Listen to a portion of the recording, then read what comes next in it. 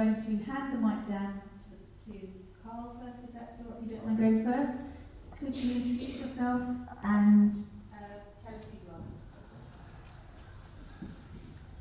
you are? Good afternoon, everybody. My name is Carl Lansley. I am standing in the St Lawrence ward for the Conferencing Party. I'm a relative newbie to local politics, so this is the first meeting today.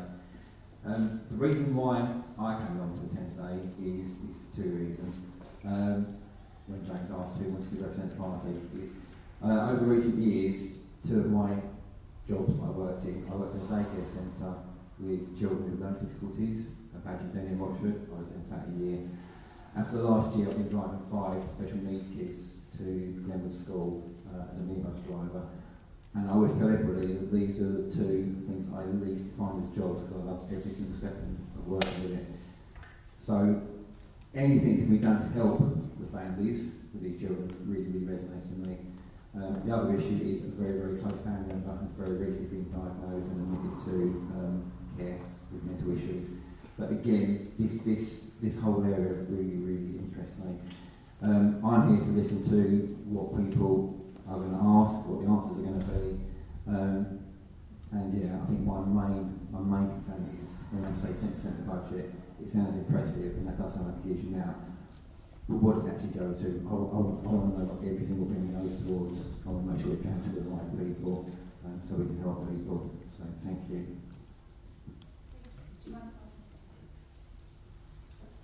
Thank you. Thanks, Des. I'm Kate Mitchell. I'm a former councillor and candidate member, and I'm the Green Party candidate for Chilpall Ward and spokesperson for Adult Social Care and Health. I'm here because the SEND community is so disadvantaged in so many ways, from poor accessibility, access to health and education, being financially disadvantaged, and carers who are exhausted. Let's be honest, there have been 25 social care commissions, select committee inquiries and white papers since 1997. What's improved? It seems like every opportunity to kick the can down the road is taken, and that's at the expense of this community. We have 150,000 vacancies in the care sector and 4.7 million unpaid carers. That's the cost of not taking action over all those years, even though we've had all those inquiries. We should not treat this as a one-off conversation, but keep trying to support this community, as I have done since the last time I was here, by continuing to ask questions and make suggestions based on your comments at scrutiny and council meetings. I want to keep listening and learning from you, as I do from my daughter who has additional needs, to see what I can do differently if I'm elected this time round, but also how I can continue to help you if I'm not elected. Thank you. Hi everyone, I'm Tricia Cowdery. I am Green Party candidate for Shoeburyness Ward and also Green Party local spokesperson for children and special educational needs and disabilities. Doesn't mean I'm an expert in that area by any means, but it is a focus for me. So my personal experience is coming from a family full of neurodivergence, including my father, my sister, my youngest son, lots of cousins and other members of the family. So it does mean that I have some similar experiences to some of you in the audience today, but I can only be an expert about my own experiences and not yours. So the important thing for me, and one of the reasons I'm here, is to listen to you and to find out about those matters that most impact on you and your family's lives. So the Green Party really believes that nothing should be done about you without you, so that co-production should be at the centre of everything that's done. We also feel that early intervention, so getting in there as soon as an issue arises rather than to wait for it to go into crisis, is so important.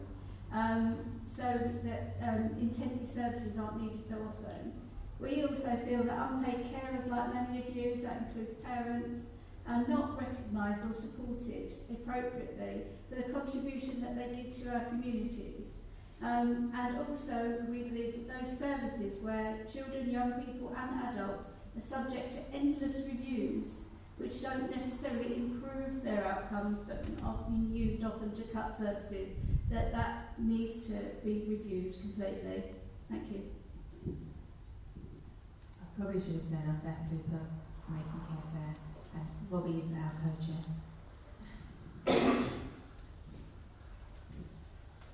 Good afternoon, ladies and gentlemen. Can you hear me okay? My name is Marina Weaver, and I am here as spokesperson for Southend West Reform. I'm their chairman, but I am also standing in Westleigh, which is where we are. I have history with Westleigh, very briefly. I taught at St Michael's piano for 11 years.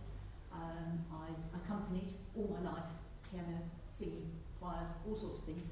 And I'm very used to this church because my 3 sons were baptised here. And it's lovely to be in a very friendly building again. Very briefly, 20 years ago, I was on the Southend City Council. It wasn't a city in those days.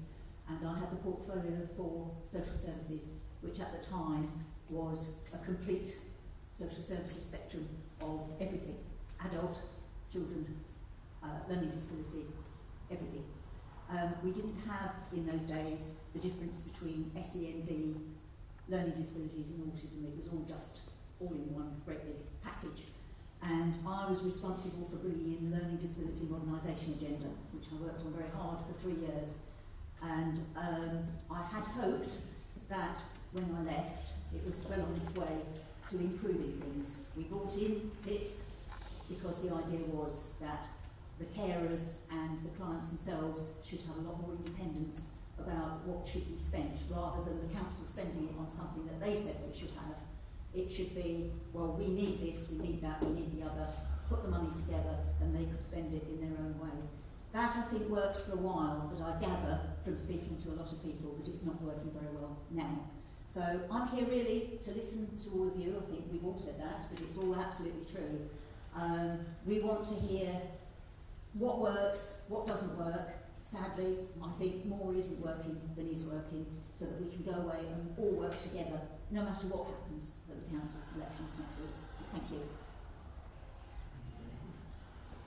Good afternoon, everyone. My name is Councillor Paul Collins. I'm the Liberal Democrat Cabinet Member for Assets and Finance at Southend Council.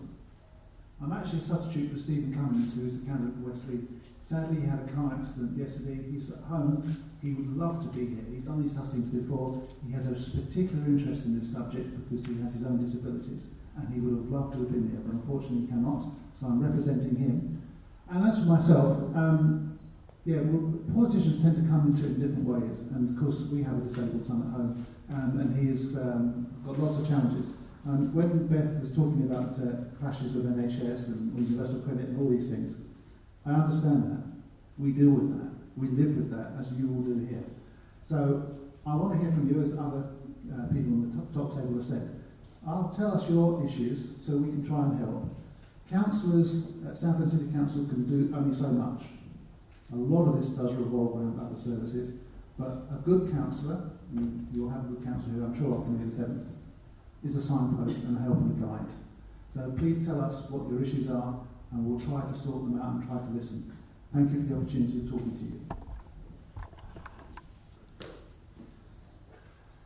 Please could you tell us about your party's approach to helping those with disability, including learning disability and neurodivergence in the area?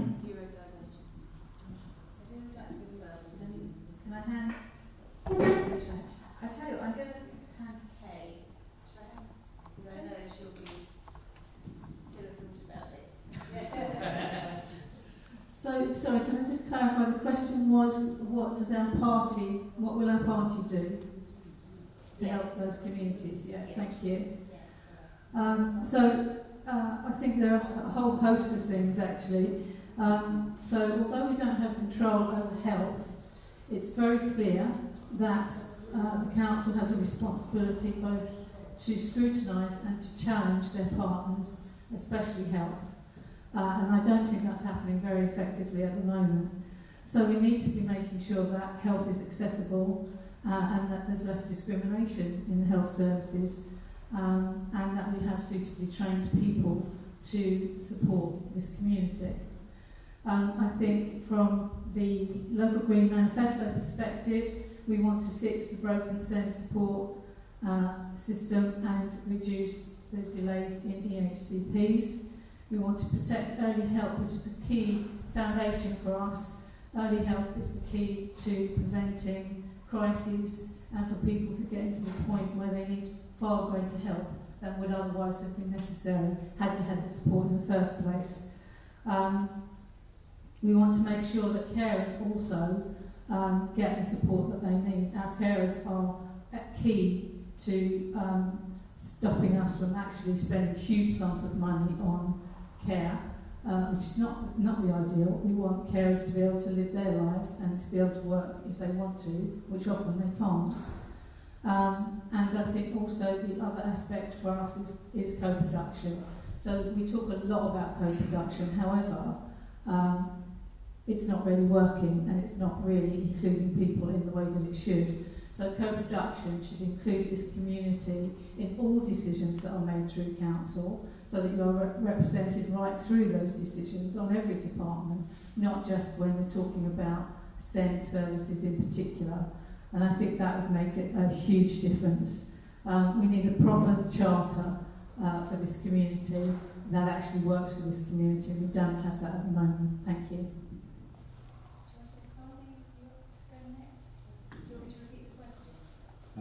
No, it's okay. I think I've got the question. Yeah, like I say, I'm relatively new to local politics, so I don't have, openly admit it, I don't have the experience of the guys on this board here who are all either councillors or have been councillors. The main thing is basically is, like I said at the start of it, is it's all very well good to throw a load of money at something and just say here's a ton of money. It's what the actual money goes to. That's the kind of thing that I would absolutely get stuck into. I've got a real bugbear that I don't see money going towards consultancy fees. I don't see money going towards advertising, that kind of stuff. Money has to go to the families and the children and the people that actually need it. With regards to the actual issues, it would be a case of, like if I've got a chance here today, they need to tell us what isn't working, and then obviously we obviously react to that. But like I say, I think my main thing is I want to know what this money does go to. Because it's obviously not going to the right places. Because obviously if it's going somewhere, it's a lot of money being spent. So like I say, but I'm here today basically to try and learn as well the real issues of what people have, what people are struggling to get the support on. So yeah. Yeah, I just wanted to add, obviously Kay's talked a lot about Green Party policy locally. One of the things that really struck me from when I was a councillor before is that we all come to it from a very different background, so we've all got different experiences, and not everyone understands the issues that families are going through, either with their children or their young adults or older people. And so for me, it's about raising awareness of other councillors to make sure that they're not just listening to those lovely figures that come from officers and think everything in the garden is rosy, is actually have an open mind and listen to the experiences of others, particularly those families who are experts by experience. So that's what I would really want to bring. And I was able to do that when I was on the council before, and it did mean that quite a few positive changes were made in Southend, and they are still happening, but there are still inconsistent experiences and outcomes for parents, and we can see that right to today, and it needs to stop.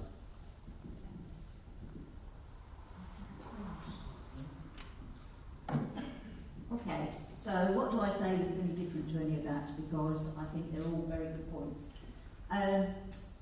Most of us that have been on the council before, and particularly Paul, who is in charge of assets and finance, understand that there is a very set pot of money.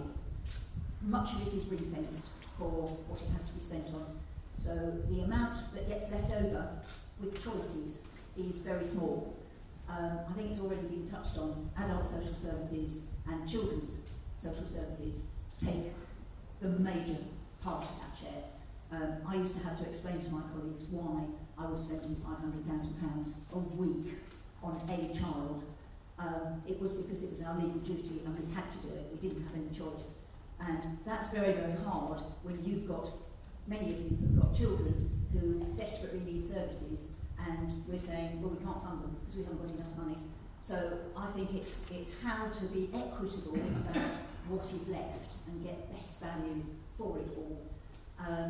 We, Reform, are a new party here. We're new to the table. Some have got more experience than others, but I think that it will be a huge learning curve for any of them that get onto the council, any of us that got onto the council, because it's 20 years since I was in the portfolio. And I think that it's something that we have to listen, as everybody has said, and then work within the parameters of what we have to use. And it is really, going back many, many years, we used to call it best value, and it is. It's getting best value for everybody, but also at the same time trying to plug all those holes that are very definitely there in the system that aren't working. Things that I think somebody mentioned, EHCP. I'm not good with acronyms. But that there's massive differences in times for diagnoses, whether they're getting diagnosed at all, the fact that the schools are shifting it away and saying, oh, we can't do that, and then the people are having to go to PALS to make complaints, to make sure that it's actually going to happen. If they get a diagnosis, then they're allowed to apply for a PIP, but the PIP is such a difficult form that they need help filling that in. And it's just a minefield out there, isn't it? So I think all those things have got to be put into the pot so that we can see how we can work. Okay, thank you. You are here to listen to politicians talk about what they want to do. And I think it's fair that I set out what the Liberal Democrats want to do for this community and this need. We talk about creating a national care agency, introduction of free personal care for older and disabled people at home, increased carers allowance and expanded eligibility of that allowance, introduction of statutory guarantees of regular respite breaks for unpaid carers, the introduction of paid carers leave for employees building on the entitlement of unpaid leave, which this current government is working on. It's a shame that we hear from the current government party because they have made some changes, but that was something the Liberal Democrats certainly wanted to do. Making caring a protected characteristic under the Equality Act, most important. If it wasn't for the carers, and I talk with personal experience here, the system would absolutely collapse tomorrow. It would just not exist. And we need to recognise that. And I think it's one of those situations that I think that people want to care for others. I think we don't want to anyway prevent that, but we need to recognise it in a better way. I plan to improve disabled access across the rail network, and also, this is something where the council can step in. I don't know if anybody else has got a bus pass here in the room. That's mine. But if you've got one with an orange stripe, and it's issued by Southend Council, as of the 1st of April, with our influence at the administration, you can now travel for free, Monday to Friday, from 6 a.m, for appointments, for work, for any reason. So if you've got a Southend issued pass with an orange stripe on, disabled accessory pass. That is something we do positively. We look around and think, what can we do to help people?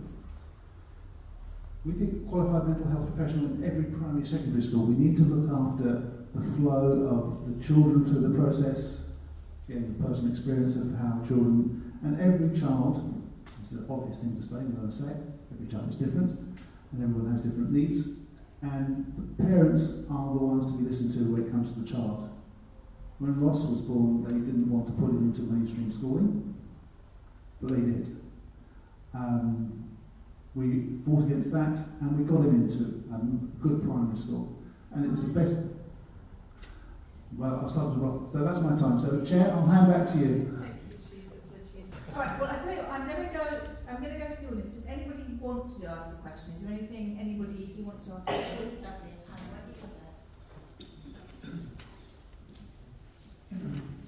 I've got nephews and nieces with special needs.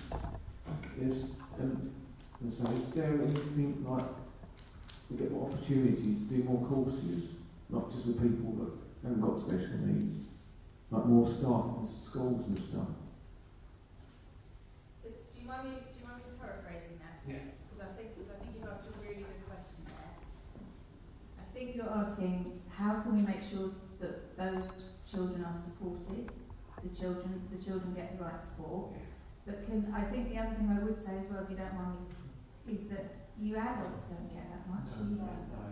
And I mean, in a way, special education needs is doing really well at the moment on one level. It's not brilliant, but there is a lot of work being done on it.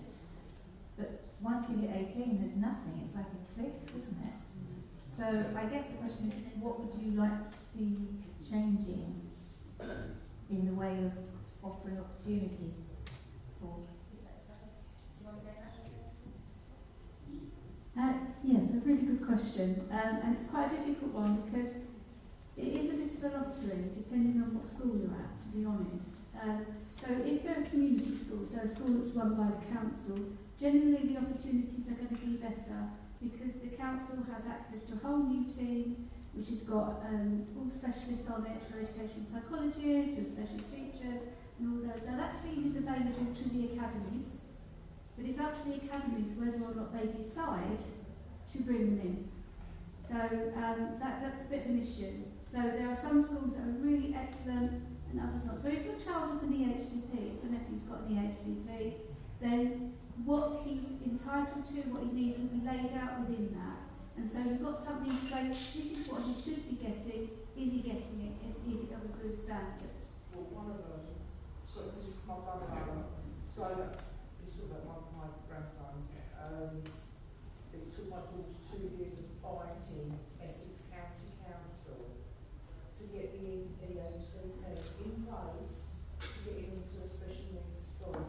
And so you think about the time and money involved, and it wasn't until they was on the steps, because they was a tribunal, Essex County Council back down. I have to say that's a really, really common experience. But again, Essex is very different to Southend. Southend has made a lot of improvements in actually getting the EHCP's process, but that bit at the beginning, getting the diagnosis and actually getting the EHCP agreed is quite a long stretch. So you're right, but if they're in the special school, the likelihood is they're going to be getting that specialist support. But they're very lucky to be in the right place. Oh, absolutely, 100%. Yeah, thank you. But it's about fighting. As a parent, as a sister, you're constantly fighting systems to get the basics. And I mean, my daughter's 36 this year. 3 weeks ago, she finally got her diagnosis for intensive ADHD. Being 36, I spent all of her schooling years fighting to get the help. But the changes from then till now are not that major. It's like trickle, like little bits here, little bits there. It's just not enough. Not enough at all. Thank you. I can't disagree.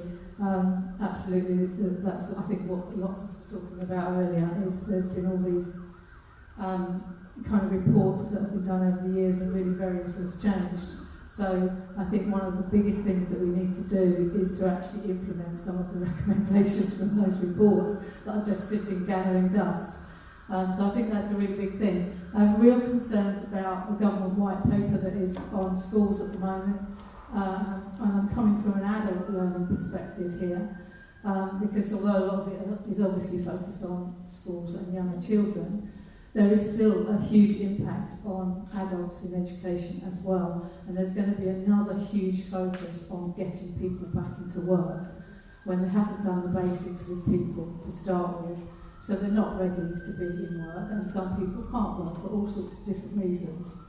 So I'm really worried about what's coming out in the white paper, which is not really supporting people in education. I'm really worried about us losing our university, which is another institution where we could actually be implementing a lot to help people with additional needs or higher level needs to be in the education environment and get the support that they need within that environment. So there's a lot to do, and there is, the council does have influence on those things. They don't have control of those things, but they certainly do have influence on those things.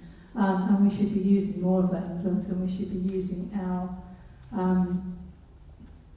public health funds to try and get the right support, the right professionals into those institutions to make sure that everybody can access them. But it shouldn't take a fight though, should it? It should be basic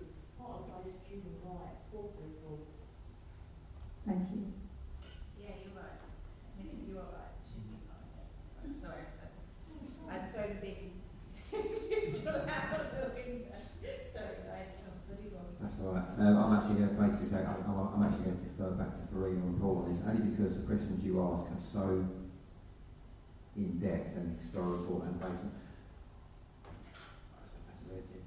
I'm here to basically make notes and find out information. I think Farina and Paul have much more detailed answers and further answers for you.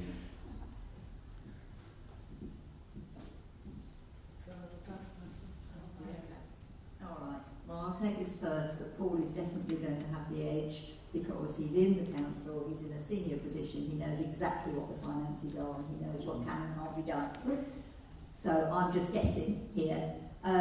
What you've said concerns me greatly and it very much feeds into what I already know from people I've been talking to. Just a very quick aside, our new mayor, who will be inducted on the 14th of May, has chosen as his two charities Safe Essex, which is Asperger's, and also Send, SEND, the right message. And the reason he has chosen those, he has two SEND daughters himself, and he has gone through all this trouble. He's one of the people who had to go back to PALS and all that. And they do a lot of support, apparently, with people who are struggling, A, to get the diagnoses, B, with the PRPs, and so he wants to support that during his year, which I think is very critical. And he asked me to mention that because I think it's something really, really positive, because mayors can collect 40, 50, 60,000 a year if they do well. So that is a considerable amount of money that can go straight into those charities. However, that's just an aside. I think that one of the things that you mentioned was this falling off a cliff at 18. And that is a real worry, because they may have had the support, even if they've taken quite a bit of time like yours did to get into the right place and the right, at the right time. To then say at 18, well, that's it, not really interested in you anymore. That is such an indictment on our society, isn't it? And that, to me, is one of the places that we should be looking at plugging a hole, because it's a massive hole. Because if they can't feel valued members of society by getting into some sort of apprenticeship, some sort of course that will help them do whatever they're interested in, yeah, I'll go, then that is a real worry. So that would be my take on it. Thank you. We are politicians, we are seeking your vote, so I will tell you what the National Party of the Democrats believe in, and I think it is a top-down resolution to this, because it is a bit of a postcode lottery. You talk about Essex, but we're sitting here in Southend-on-Sea. We're both unitary authorities, and we have issues where people, like Robbie, I'm using Robbie as an example, where they move from one authority to the other, and the difference is marked, and that's not good for anybody. That shouldn't be the situation. Simply at the top, we believe, as a party, that we should fully implement the United Nations Committee on the Rights of Persons with Disabilities. This would give you everyone the right to be protected. And that's a top-down view, because it is a postcode lottery, and how people react at Southend. Now, Reena's mentioned that children costing £500,000. I can now tell you what, it's £1 million now. We broke £1 million. Yes, indeed, but where's it going to go? And where's it going to go? And there's another, I hope there'll be a question later about those costs and what we can do about it, because it is a national scandal about that. But that is a person we're talking about finance. You've got the real lives in this. University was mentioned, and that is a tragedy, because Ross got his degree at the University of Southend. It wasn't called that, but he enabled him to attend it because he could get there and stay at home and get his degree, which was a fantastic achievement for him in those circumstances. The council's not sitting aside, the administration's not here, but I can tell you that we are talking to other universities. We want to carry on with this sort of provision. We can't, they're businesses now, they are really just businesses, and that's what the academies have been mentioned here as well. They're businesses as well. My role is not so much into this area, it's much more on finance and assets and capital. And we are giving grant money by government to spend to improve SEND needs and school needs. And we have good relationships with Glen, as been mentioned here. Glen School's very good. The other academies are less so. They really don't really engage in the same way. And that is down to the system that we have built. And that's my time. Thank you very much. I'm here next week.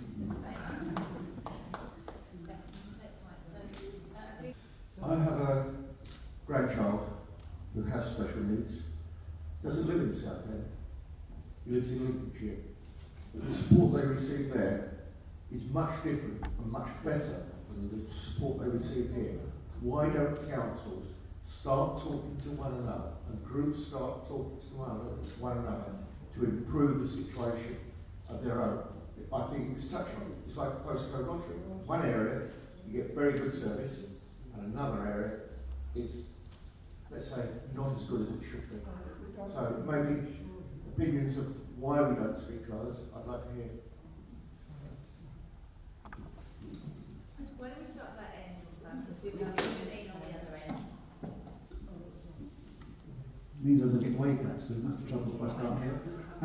Yes, I mean, it is interesting how, and it all comes down to people, because after all, the services being provided to the people that need them are all done by human beings, and they're all different. There is a standard learning amongst them, and certainly every area. Southend's got a particular problem because of its size, it's a unitary authority, and the budget it receives is quite stretched. Bruce's already referenced it. If you're in a bigger county area, they have a bit more resources. And Essex, for example, compared to Southend, is much larger. And they have much more money, they have much more staff. Southend issue is retaining our social workers. And there's been always talks about agency workers and all the rest of it at Southend. And one of them are social workers who are here to make sure people are protected. Making them full-time employees is a main aim of this council, Southend City Council, to try and get some continuity. It is a challenge being so close to London here, because these people can actually get more money by just going from seat to seat and being paid more. So Southend has this challenge. I'm looking forward to local government reorganisation. When Southend becomes a bit bigger, picks up Rochester and Tulsa Point, I feel that will help us, the stakeholders here in Southend, will have a bigger pot, more resources, and actually do a better job than we're doing, because we are under pressure. I think that my colleagues at the adult social team, the executive director, are actually quite fantastic. I'm very impressed with him, the people who work for him. But they're struggling with the budget, as I've just mentioned, this is adults, but children budget is really, really difficult for us. One child's special needs and care can be £1 million plus a year. That is devastating from a budget of a city that's got £200 million coming in. So that's 1 to 100 for one person out of a population of 180,000. So, yes, I hear what you say. I'm looking forward to local government organisation making it easier for us, but we are so close to London that we really do have a problem retaining people. Thank you, Paul. I'd like to carry on from that. You mentioned agency staff. All those years ago, I remember us having our own social workers having great difficulty retaining them. We were recruiting from all parts of every continent, South Africa, Canada, Australia. We were in, we gave them training and everything. Sadly, they would find themselves in a situation where they could leave us, go away and come back as agency staff, and they were so much better off. We weren't, because we were paying the agencies what the agencies were charging us. They were better off because they were getting more money. Guess who was losing out? Social services themselves. And because they had less, we had less money, we could afford less for all you people. So it's a horrible vicious circle, and that doesn't sound as if it's honestly got any better. Much of what Paul has said, I would agree with, that yes, reorganisation, whilst it's a bit scary on the one hand, as he says, the pot being bigger will make a big difference. I do know that Southend works quite closely with other authorities on certain teams. They share teams and they do things, but it's not enough, nowhere near enough. Because if you have a team here, a team there, and a team there, they're all going to be making slightly different decisions. Whereas, as you said, you know, you're coming from Essex County Council, you're coming to Southend, you've got Castle Point in the midst. If they're not talking to each other, then you're getting slightly different packages for everything. It's very confusing for people. And if there's one thing we do know about anybody that has any of these difficulties, they love consistency. They need consistency in their lives hugely. The grandson that the gentleman mentioned there is my grandson as well. And Teddy is 6, he has Downs, and he's lovely. But he likes everything, every day, normally. No, I'm just being told to shut up, so... Again, I spoke about councils talking to other major authorities, not just locally, but do we talk to people, got a much better service, say, in Lincolnshire and elsewhere in the country, or do we just concentrate on our own little patch? I don't think that's a question we can, I mean, it's a question we can put. So one of the things that we will be doing after this event is I will be pulling everything together, and any questions that come in to me I will be putting down. But I think that isn't a question that can really be answered here that easily. But I'd like to go some way and answer it. oh, there you go. To be honest, why are councils different? They're led by different parties and they make different political choices. That's one of the realities of life. But in terms of talking to each other, and I'm not talking about Southend. Southend is actually has got a much better approach to children with special educational needs and disabilities than Essex. They do far better than Essex. So there's a worry for me when we join together as a larger unitary, the impact that might have, because as a small unitary, Southend's actually been able to focus more on responding to their Ofsted plans, etc. And that talking to each other, so we've got a representative here from Southend Independent Forum. They talk to forums, parents forums right across the country. We've got a head teachers forum that's just been started up. We talk to head teachers right across. I don't know how far that space, but we do talk to each other as councils. And as a Green Party, we actually have got support networks. For example, so I'm in a support network around children with special educational needs and disabilities right across the country, so we can share ideas and issues and concerns. So there is communication there. It just needs to be better, and the people in charge need to promote it. But there's always talking, but not enough delivery. I'm sorry to say. And this is about delivering services. Thank you. Yeah, I'm kind of on a similar line. So I'm worried about local government reorganisation spreading things too thinly, actually. So I have a different perspective on that. However, I think there are opportunities for social workers to come together. There are seminars, there are annual meetings, there's training where they come together across the country on a regular basis. But I think the key part is actually that we're outsourcing and we've got lots of privatisation. If you bring services back in-house and you stop sending children and young people to services way out of area where their parents can't access them, where their parents and carers can't keep an eye on what's going on, that's when your problems start.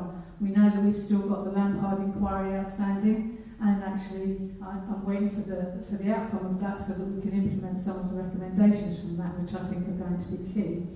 But I think bringing services back in-house will go a long way to changing things, because all of the funds will be spent on that.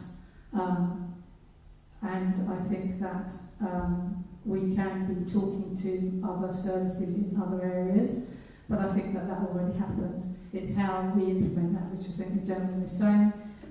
We have to take away the learning from those things and actually implement them. But that's where sometimes the communication between the people on the front line who are getting this training and the managers is broken, and we need to work on that communication so that they're actually all singing from the same song sheet. Thank you.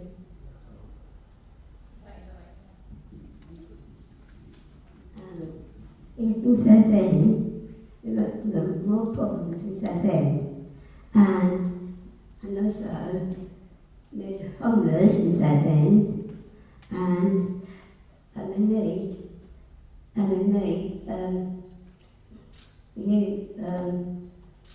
I love them to be safe and comfortable, and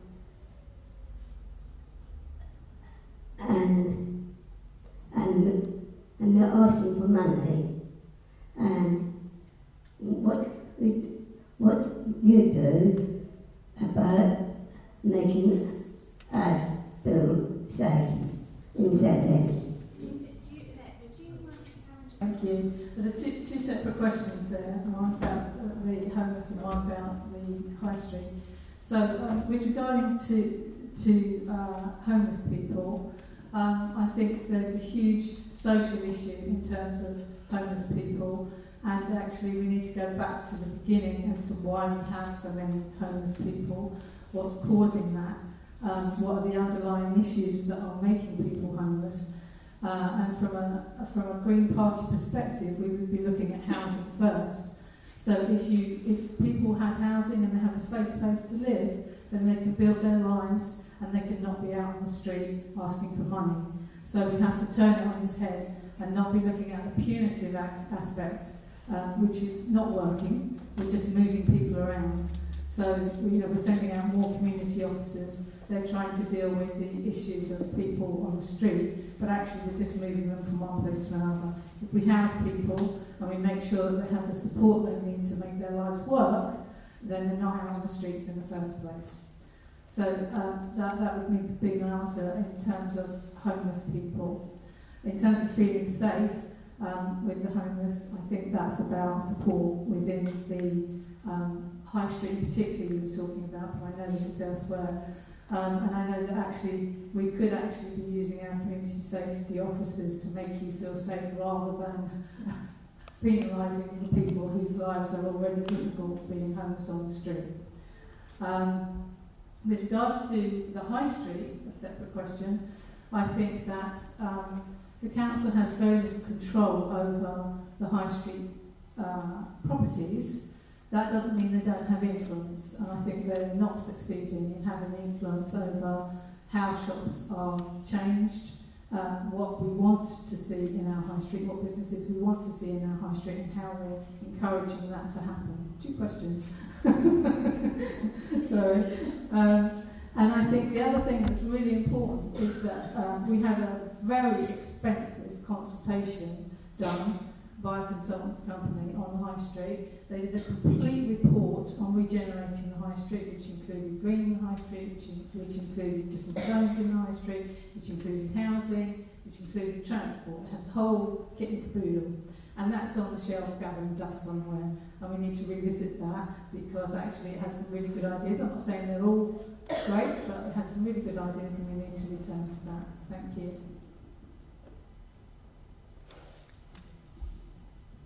I think Kay answered that really well, so I'm not going to say too much. But I'm going to say about feeling safe. That's really important to me because I often come home from late meetings of down Victoria Avenue, which is really dark, onto the high street, and I've always felt unsafe.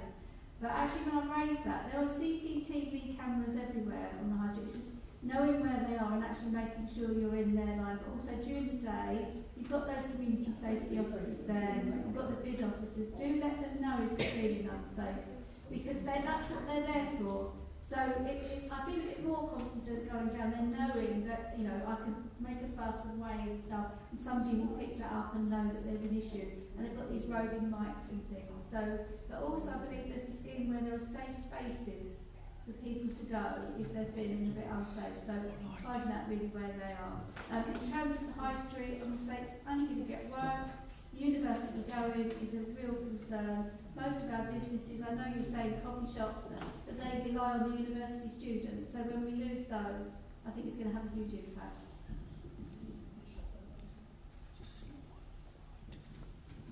Hi. I want to pick up on your last point actually, because it was one of the things that I was going to say very briefly, is that it is a big worry with the university going. We're going to have all the accommodation, which is going to be empty, and huge question mark over what's going to go there, what could go there, what we could be impelled by the government to take, whether we like it or not, and the safety aspect of that has got to be crucial.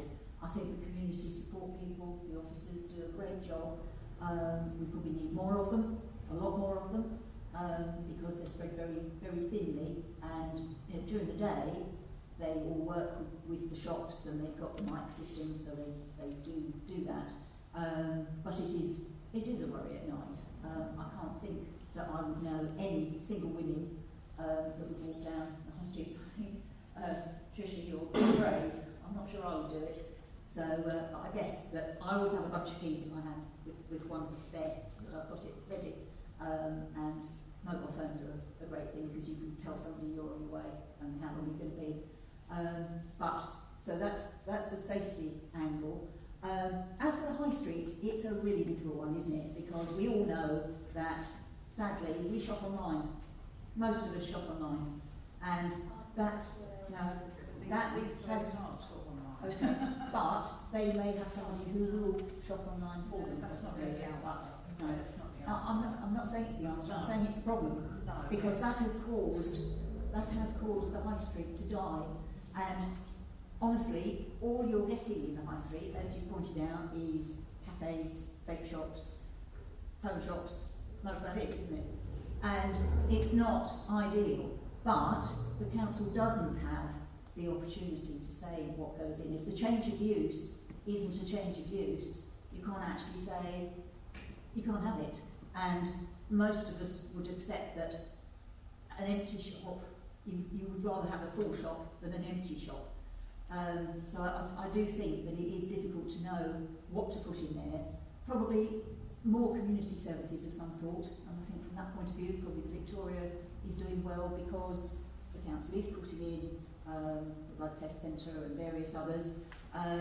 One of the things in Eastwood that we have a problem with is that the old police station has just been sold, and they had the opportunity to make it into a community hub, and they chose to let it go to somebody else, and it's now going to be, I think, possibly a hairdresser's and a coffee shop. Coffee shop's great, but yeah, I know it's time. The young lady over there took her 4 minutes as well, so I will hand over. There you go, Paul. Thank you, Annette, for your question. And I want to take the first question because I know Robbie and I have spoken about this before, and your understanding is homeless people. Any begging by anybody is a criminal offence. And what we need to know and what you need to tell others is when this happens to you, because I do think there's a bit of targeting going on, and Robbie raised this before. Tell us, tell anybody, and we'll involve Essex Police, the town rangers, and our community support officers, which I'm proud to say over the last 4 years, after the last 2 years, we've increased their number. And when we understand there's an issue like that, and you're being looked at in a certain way by these individuals, I'm not sure they're all homeless. They're just people willing to try and take a chance, and that's not good enough. So the more you report it, the more you tell when it happens, and tell someone with you, the more we can get people around to pick these people up and take them to task, because they are breaking the law, and that's something we cannot tolerate and will not tolerate. We just need to be told. Robbie, we need to be telling you more about it. You told me. I know, we did. You did. That's exactly that. And therefore, if that's still going on, please get it in front of the councillors. We can talk to the police, we can talk to the town rangers, and we can talk to the community support unit. As for nice shops, Victoria, I'm very proud of Victoria. The Southend City Council owns the shopping centre there, and it's a safe space. If you feel in any way, any time, during the day this is, because it's not necessarily night time, but during the day, if you're worried about anything, go to the Victoria and talk to their staff. We know, we've told them this from the last time this all blew up, and they understand that. I regard that as your safe space. If you feel threatened in any way, someone's upset you, go to the Victoria, find an official and talk to them, okay? The Victoria's got some nice shops in it. It's really got some interesting individual businesses that we got a grant from government, and on what is called the bridge, which is up the lift, the one that goes across the Victoria station, there's 6 or 7 individual businesses who've just started up there. The shops are renovated by the council, and they're doing great. And all sorts of things that would interest people, haberdashery and things like that.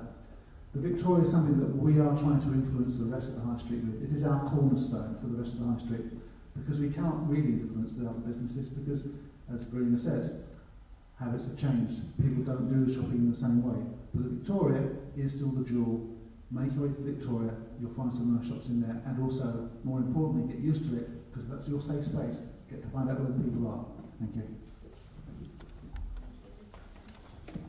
Hi, what I'd like to know really as a parent is, why am I being pushed to put my adult child through an independent skills course at college, which they're not capable of doing, they're never going to live independently, which they're willing to throw at my feet and give me that, but yeah, I'm having to fight to get funding to put them into a day centre or with a PA, which would be more beneficial to them and myself as a family.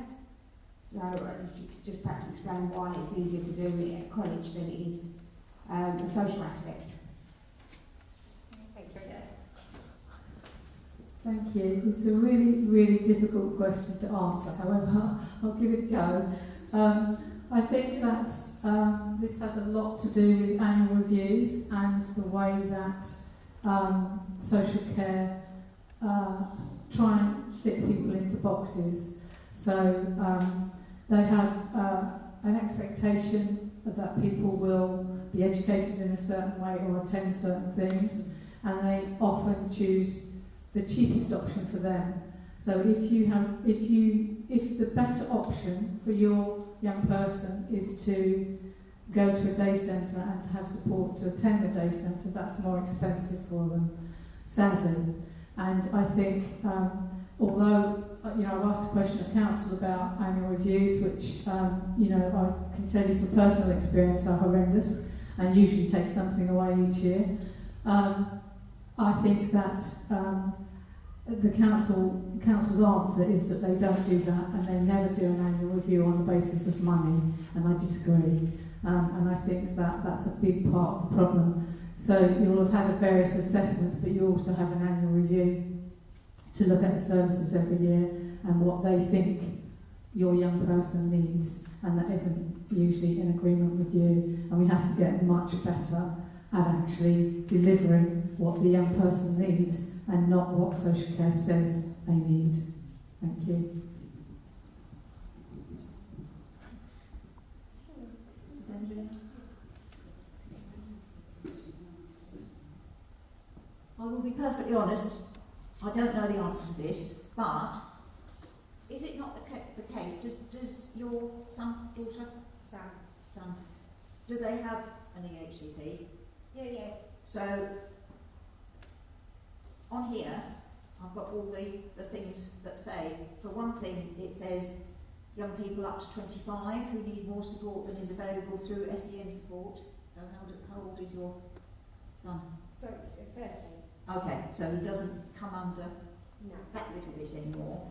But, we had the question earlier about people falling off the edge and not being offered things, and your son's been offered something that's not suitable for him. Yeah. But from what I see on here, and admittedly it is only a document, but it is still a document that is the code of practice, it says very clearly here, ECHB should consider how best to achieve outcomes. Account must be taken of any innovative or alternative ways to receive support sought by the young person or parents, and blah blah blah blah blah. So there is definitely room for manoeuvre for you to turn around at some stage and say, this is not working, this isn't what he needs this or that or the other, because there's no point them spending money on this or that if it's not doing you any good. So that money could be taken and transferred into the pot for your PA or your day centre. I'm not up on how many day centres there are around now that are qualified for. So if there are, then that's possibly ask you to do a little bit of homework so that you can say, right, these are the ones, this would work for him, why can't you do it? And get your local councillor to support you, and really push for it, because I can't see any reason why you shouldn't be the first. It just comes back to that, it's fight for everything all the time, I guess. Yeah, I understand that. Yeah, I'm just going to say that the two previous speakers wholeheartedly, you need to find out who your local councillors are and get them on your side, because that is going to be important. You need an advocate at the council level. If you're in Eastwood, I'll be helping you. I don't know where you live, Jane. You need to find out who your councillor. If you don't know who it is, approach one of us and I'll tell you who it is after the meeting. I'll give you their details, okay? Because you need an advocate on your behalf, as Verena said, and as Tricia, I can't remember. Said down there, you, as it always has been, for us, you always have to fight the corner. And why my party's view about having it as a right from the top down, while that doesn't exist, it does come down to people who can advocate for you, and a good counsellor will do that for you. Thank you. We used to have annual reviews. I mean, I've been doing this job for 30 years. We used to have annual reviews all the time. We hardly ever see the social workers anymore. The social workers, I have to say, are brilliant. You know, they're good. We can have a good rapport with those, but we don't see them. And they used to have an allocated social worker. It doesn't happen anymore. and they are all under the duty team. So whoever that is, so they lose that continuity with that person because they don't know who these guys are anymore. And I'm talking about, I support 8 at Norvic, I support another 5 in the community, but we've got about, I think, 60 in the community, plus 10 at Ford House, and they're all in the same position, every single one of them. I mean, I guess that's down to not having enough resources for the social workers again. But as I say, you know, the social workers are brilliant and they do a great job, but it's just actually getting them to support these guys when needed. It's like a doctor. The doctor knows your child if you go to the same doctor. The social workers have to keep repeating what your child is about. If they have a regular social worker, they know your child. So that's why it worked better when they had their own allocated social workers.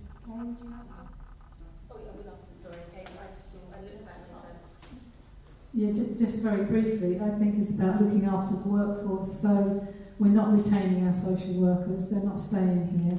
We're now going to lose the university, which is training our social workers who won't stay here because they're going to go and train somewhere else. So we're going to have an even harder time retaining social workers. So we definitely need to improve the conditions and the pay, etc. for our workforce, because then we will keep them and then you will have consistency in your social workers, which we don't have at the moment.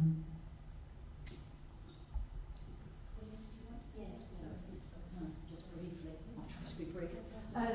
I mean, it's the same thing with the GPs. You mentioned GPs, but actually, in the big practices, you turn up, you see whoever, whatever. My father was a single-handed GP. He knew all his thousands of patients. He'd known them since they were this size, and you know, sort of literally birth, marriage, death.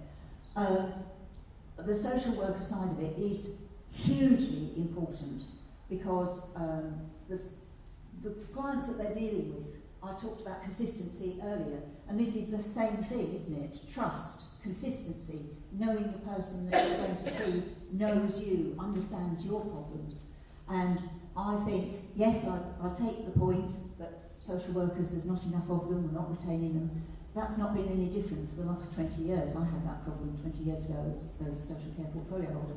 But I think it's got to come top down. It's got to be part of, this is your plan, this is your allocated social worker, and unless there is a real problem, that is who you will see, and it needs to be somehow or other managed within a diary or whatever, departmentally.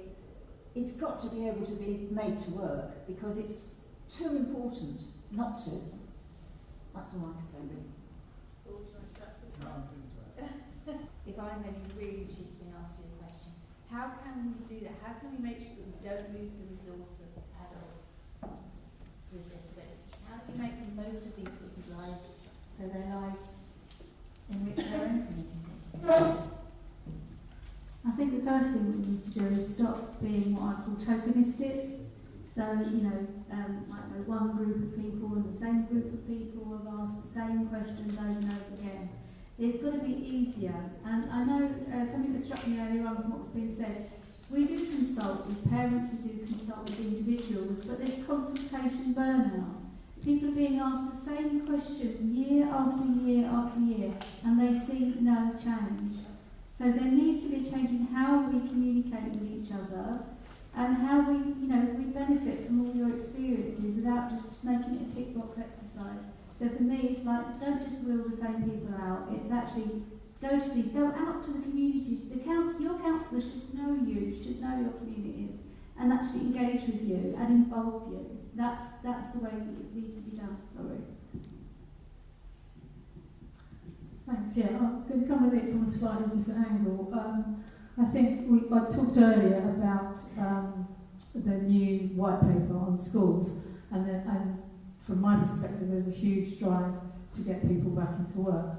The issue over the years has been that there is an expectation that employers make reasonable adjustments, but there's no enforcement of that. So it falls down very quickly. What happens is that, in fact, years ago there used to be a dedicated member of staff who was there to make sure that that transition into work was a smooth one.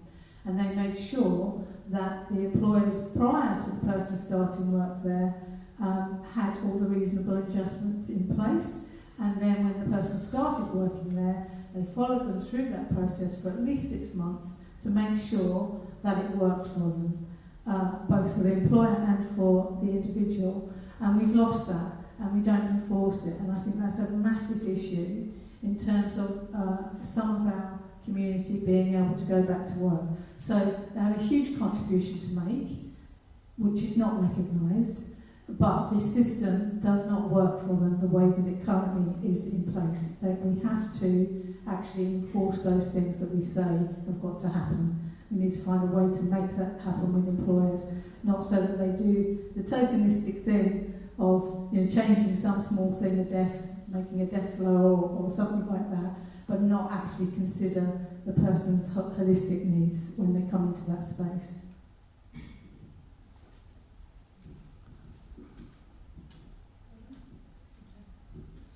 Following on from that, it seems to me, and I am going to be political for a change, that employers at the moment are having such a hard time, as it is, with everything else that they're having to do, with the amount of money that they've got to find for all the different things that have gone up, the taxis and everything else.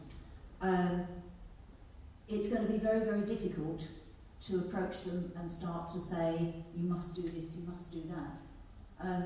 From what I see around town, many of the people who have got work with learning disabilities or SEND seem to be with voluntary groups. The church groups are very good, there's lots of cafes and things that do a very good job.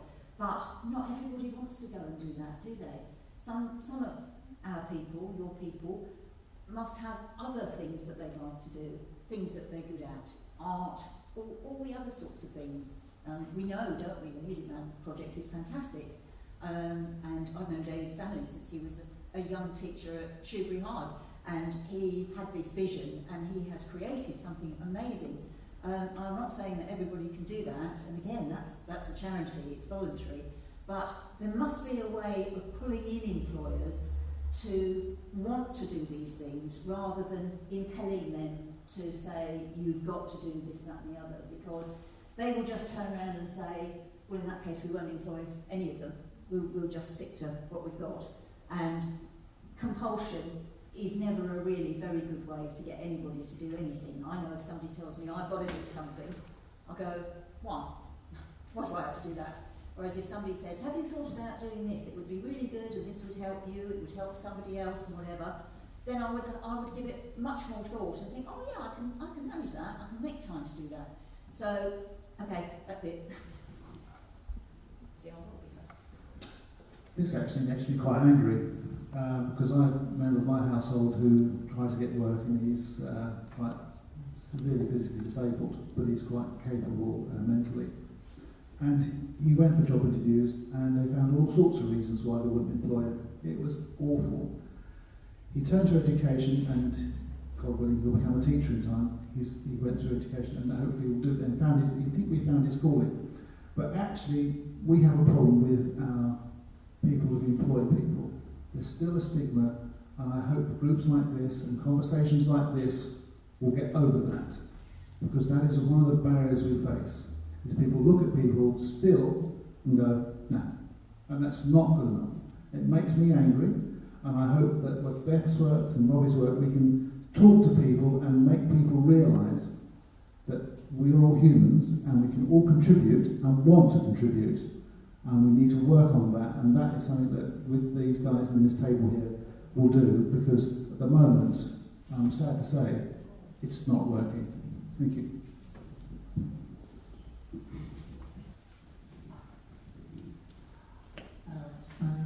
Hi, my name's Craig. I'd just like to raise this.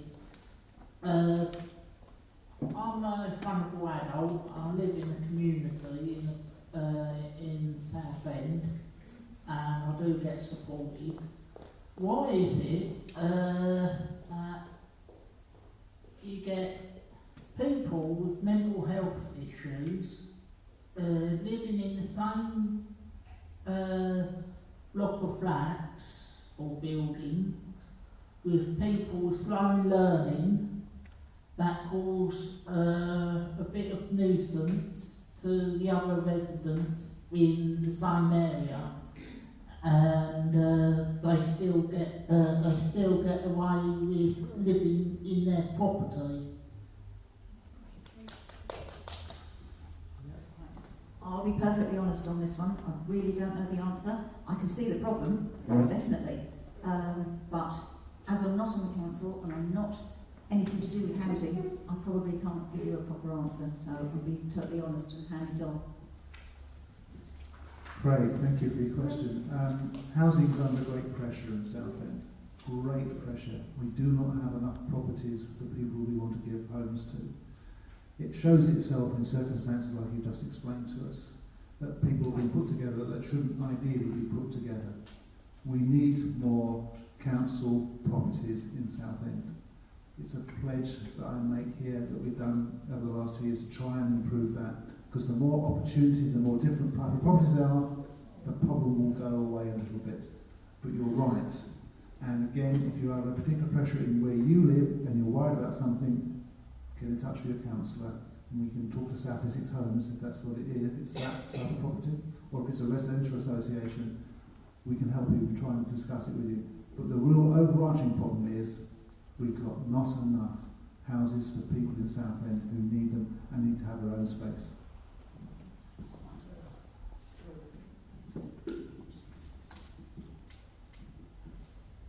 I haven't got an answer as such, Craig, but my understanding is that over the years, even under persons housing, so housing that was dedicated for those over 50, I'm one of those, you know, the different people are moving in. But I think you answered the question yourself. You described yourself as a vulnerable adult, as are those people with mental health issues. So it's really difficult to say that type of adult will live here and that type of adult will live there. It's, as Paul said, it's a very, very short housing market that we've got. We've got about around 1,500 people, families on the housing list at the moment. We're not building social housing. We're not.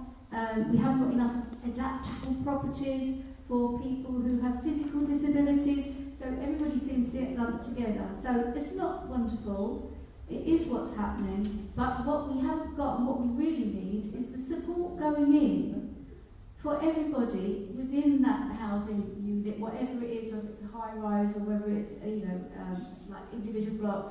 The support workers, their numbers have cut, we haven't got them going in, they used to be there daily, we're lucky now in some places you see them weekly. So that's the bit that needs to change, is actually making sure that the support goes in and that you can all understand that you've all got different needs and how to, work with that and accept that, because it is very, very different and difficult living with people who are, maybe can't understand why they behave the way that they do.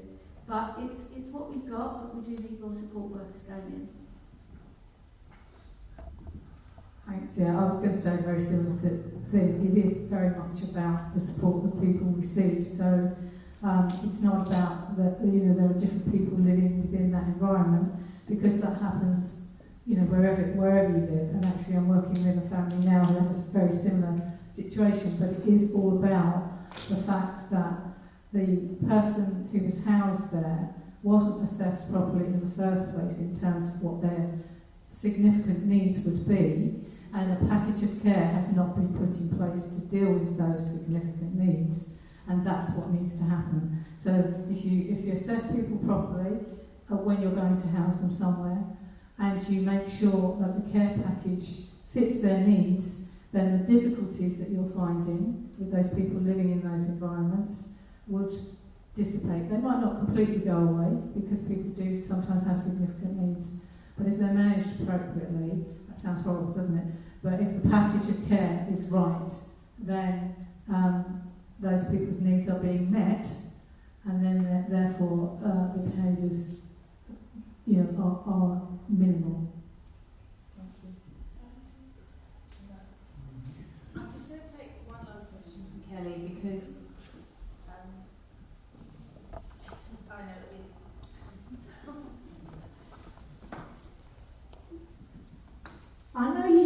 wasn't enough housing in Southend being built, but what would you do to make houses more accessible for the actual people that actually live in the houses?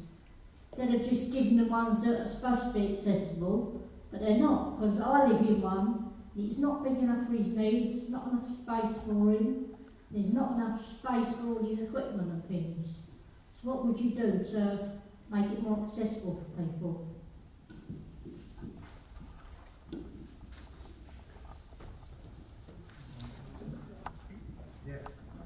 Well, the council, and all councils do, allow the Regulatory Authority to get grant money from government to enable properties to be adapted for needs. I know this quite well.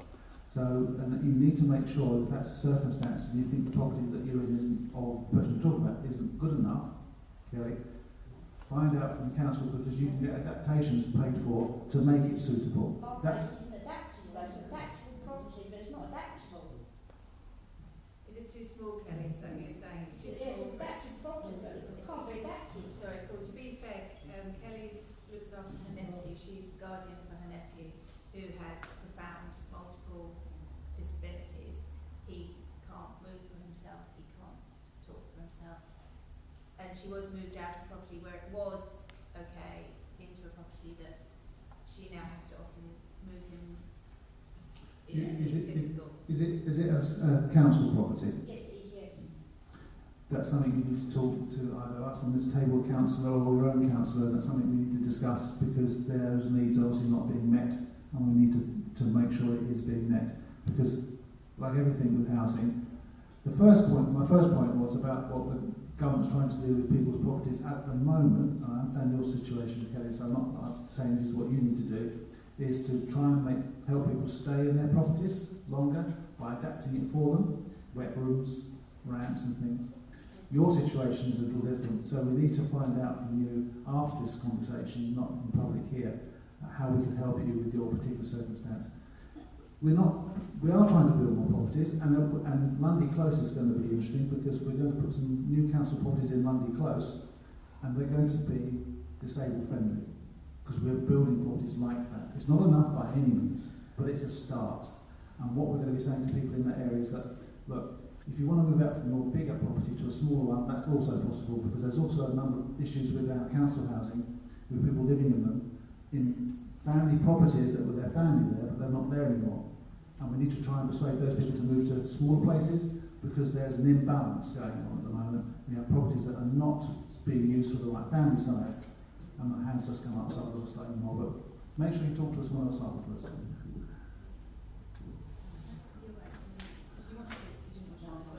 Anybody else?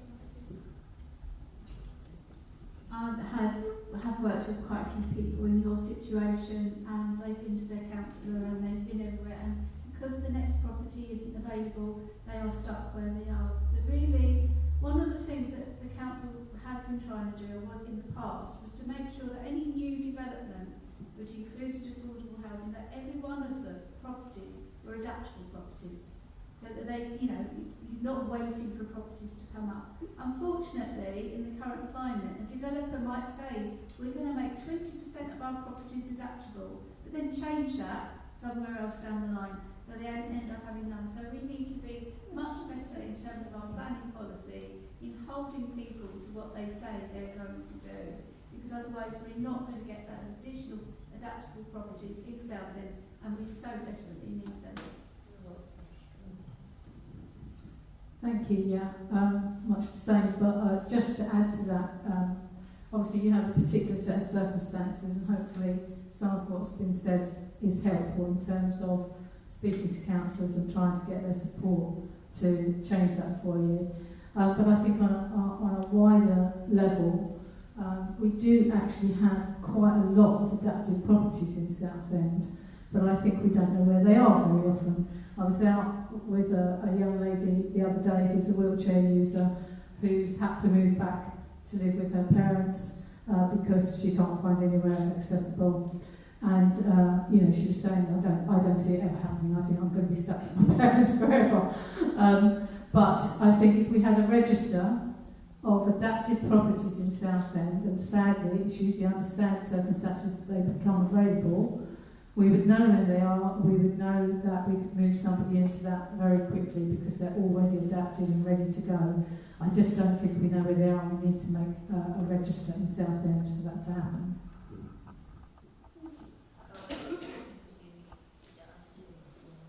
Right, ladies and gentlemen, well, I would say thank you hugely